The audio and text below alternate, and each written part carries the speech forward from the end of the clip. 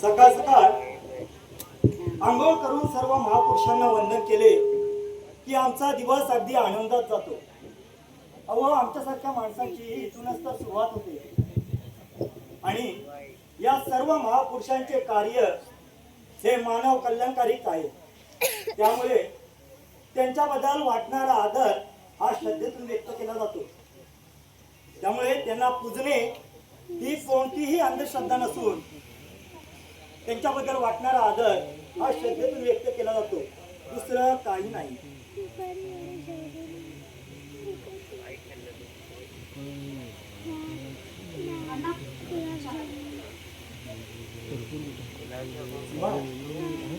बस उभी का? सकाळचा अगरबत्तीचा हा दरवळणारा सुगंध आपलं घर किती प्रसन्न करत नाही आणि हा दरवळणारा सुगंध घर न पसरला की समजावा अण्णांची पूजा झाली. अगं हो सीमा, अगं या महापुरुषांच्या मागे जशी एक स्त्री खंबीरपणे उभी राहिली ना, तशीच तू या घरातील पुरुषांच्या मागे धैर्याने उभी आहेस. अहो, आमचं कसलं आलंय धैर्य? तुमचा पाठिंबा आहे म्हणून मी सगळं काही करू शकते. आणि असं वेगळं काय करते? घरच तर सांभाळते ना. सीमा, अगं काही झालं तरी आमच्या सगळं काही सांभाळून घेतो आणि इकडची गाडी तिकडे होऊ देत नाही, हेच विशेष आहे. आणि हे बघ, अगं एखादी महिला जरी घराबाहेर गेली नाही तरी तिला घरातली कामे काही कमी असतात का? आणि तिचं तिला श्रेय द्यायला नको का? अहो अण्णा, हे तर आमचं कामच आहे आणि प्रत्येक स्त्रीला हे करावंच लागतं.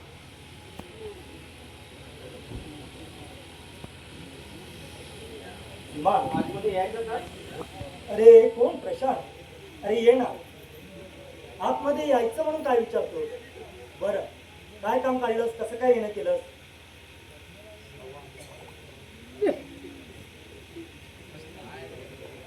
प्रशांत भाऊ, काय कसं काय येणं केलं तिकडे? हो सीमाबाई, काम तसं काही नव्हतं. बरेच दिवस झाले घरी आलो नव्हतं तर म्हटलं यावं घरी. बर, मग सध्या काय चाललंय तुझं? सध्या काही नाही, साहेबरावांचं काम आहे थोडं, त्यांचं काम करतो मग येतो घरी. बर, मग साहेबराव काय म्हणतात? साहेबराव काय म्हणतात? साहेबरावचं सध्या निवडणुकीला उभं राहायचं म्हणताय, बघू आता. आणि तुम्ही काय करताय? आम्ही काय करणार? त्यांच्या पक्षात राहून त्यांच्या पक्षाची कामं आणि उर्वरित कामं पूर्ण करणार. बरं आहे हा. हे मात्र तुम्हा तरुणांचा अगदी बरं आहे. अरे पुढाऱ्यांच्या मागे त्यांच्या नावाचा जयघोष करायचा आणि गाडीला झेंडे लावून त्यांचा उदो करायचा.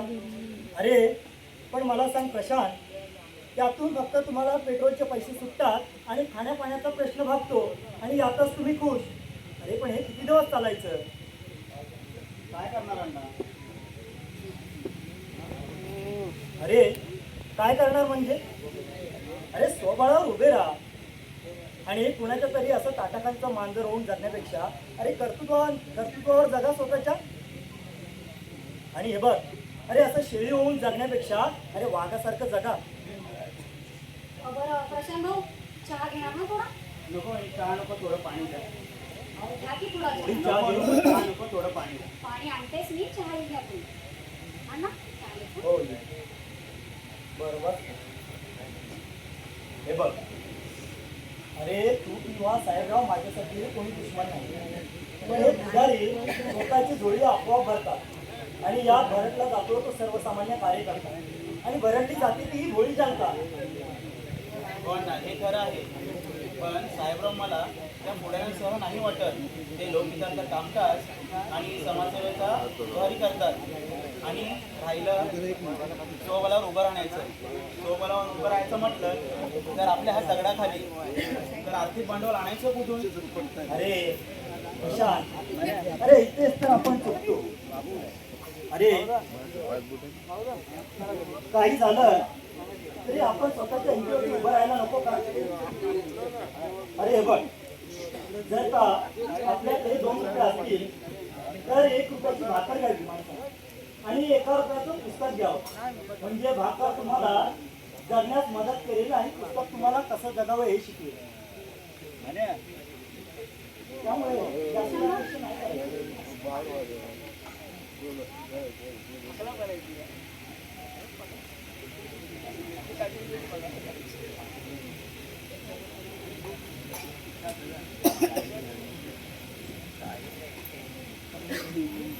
बर प्रशांत, माझ्या बोलण्याचा राग नको. योग्य तो निर्णय घे. आणि प्रशांत भाऊ, विचार कसला करताय? प्रत्यक्ष कृती तुला आकृती. हो तेव्हा मी शेवटी तुझ्या असं म्हटलं की थोडा अवधी लागेल. कोणत्याही कामकाज पुरेपूर प्राप्त करायचं म्हटलं तर थोडा काळ तर लागतोच ना. अवधी तर घ्यावा लागेल ना. बरं, अगदी त्यातले काल काढले पूर्ण त्याचा विचार करा आणि नंतरच पाऊल टाका. हो, सध्या विक्रांत काय करतो? अरे त्याचं काय, त्याचं काम बरं आणि तो बरा. अरे त्याला या साऱ्याकडे लक्ष द्यायला वेळ नाही रे. आणि त्याला आपला समाजात वावरणारा बापच चुकीचा वाटतो. अहो अण्णा, ते राजकारण आणि समाजकारण यांच्यामध्ये ते अगदी 4 पावलं लांबच आहे.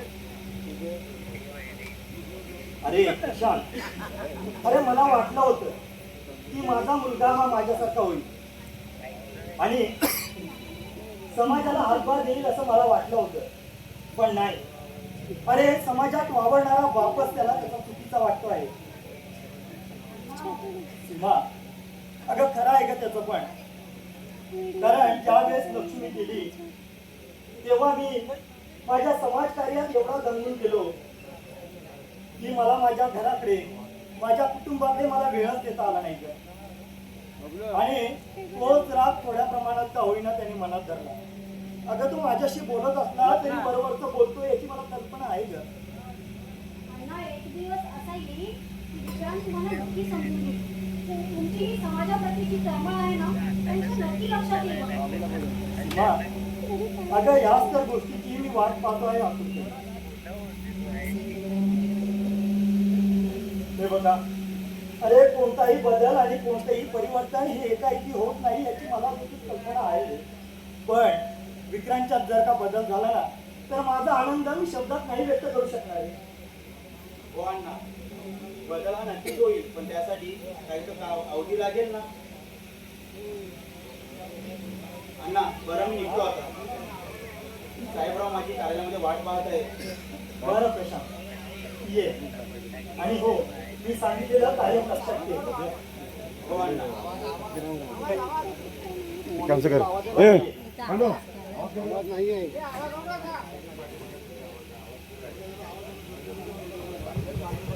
बरं प्रशांत, ये.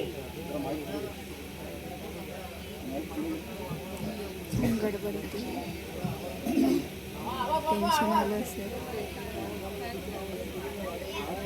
बरं प्रशांत, ये. आणि हो, माझ्या बोलण्याचा हात धरून नाही अण्णा, राजचं काय नाही, काही चुकलं असल्यास समजतो.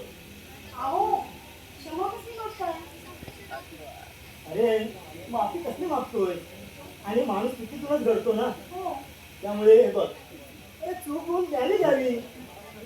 हो ठीक आहे, येतो मी. बरं.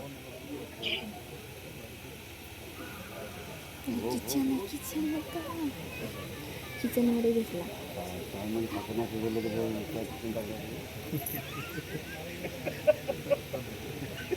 बरं सीमा, अगं मी काय म्हणतो, जरा मी बाहेर जाऊन येतो. मला एक काम आठवलंय, ते काम करून येतो. ठीक आहे. आणि हो, अगं गणेश येणार होता ना आज. हो येणार होता, पण अजून कसा आला नाही माहित नाही. बरं, तो येईल तेव्हा येईल. बरं, तू तुझी काय कामं असतील माझा आवाज येत नाही. आणि माईकचा आवाज फुल आहे पण ते आवाज जाऊन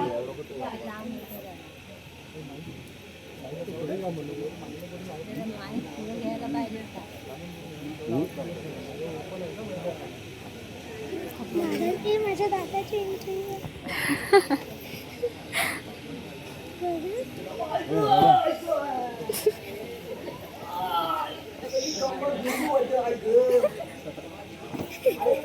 आंबोली झालाय. मला कोण दिसत नाही बा. वहिनी, ओ वहिनी, ओ सीमा वहिनी.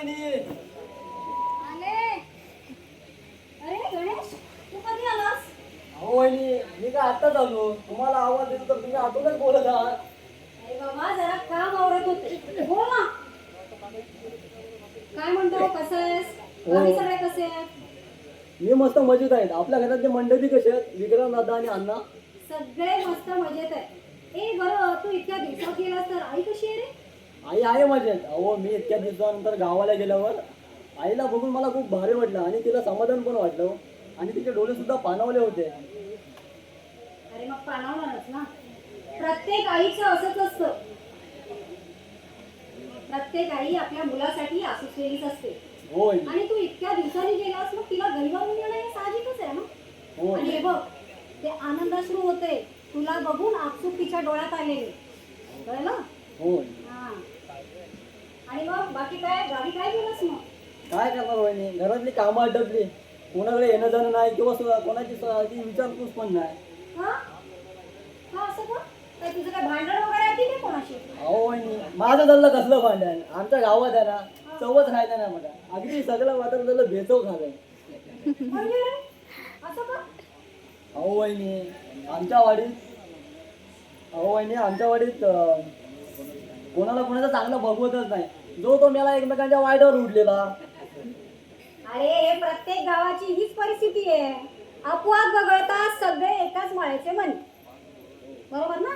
हो वहिनी, आणि मग ह्याचाच परिणाम पडतो तो समाजावर आणि त्यातून समाजहिताची वाढ कुठली जाते. तर मग बरोबरच आहे ना. बघ म्हणजे कसं आहे गणेश, एखादा माणूस ना जर एखादा दुसऱ्यासाठी खड्डा खणत असेल तर त्या खड्ड्यात त्याला स्वतःला आधी उतरावं लागतं. हे ज्या व्यक्तीला कळतं तो दुसऱ्या व्यक्तीचं कधीही वाईट चिंतत नाही. हो वहिनी, अहो असं म्हणतात निंदकाचं घर असावं शेजारी, पण कधी कोणी कोणाविषयी एवढं निंदू नये. वा गणेश, तू पण अगदी भारी भारी बोलायला लागलायस. अहो वहिनी, मला त्यांना कसलं बोलता येते. ते जरा अण्णांसोबत राहून थोडा शिकलोय, त्यांचा थोडा प्रभाव पडला माझ्यावर. आता मला कुठला जल्ला बोलता येतं, मी आपला अनपढ माणूस. वा वा वा, खूप छान खूप छान. बरं हे बघ, आता तू काय तुझी कामं असतील ते उरकून घे. अण्णा येतीलच आता, ठीक आहे? आणि मी पण कामावरते. हा, आणि त्याआधी एक काम कर, फ्रेश हो आणि काहीतरी खाऊन घे आधी. हो, मग आणि- कामाला सुरुवात कर. मी आता जातो आणि माझ्या कामाला सुरुवात करतो. हो हो हो हो. त्यात जरी बॉन्डा पण आणले ती पण पुसली आहे. तरी आईला सांगत होतं बॉन्डा देऊ नको, तरी बॉन्डा दिला. आता करू काय? पुसली हो, बॉन्डा सगळी पुसली माझी. चला वहिनी, येतो मी. हो, मी-